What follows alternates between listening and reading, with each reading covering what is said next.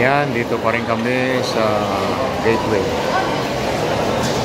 Grocery lang.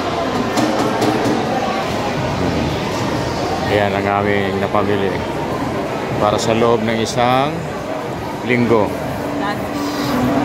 Ayan na yung lunch namin.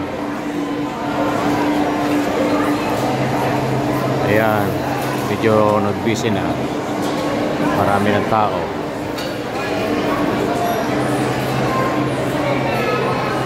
Kanina wala, kami lang.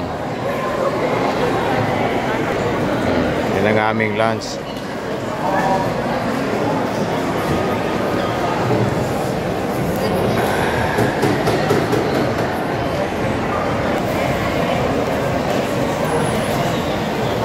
Ching, ching, ching.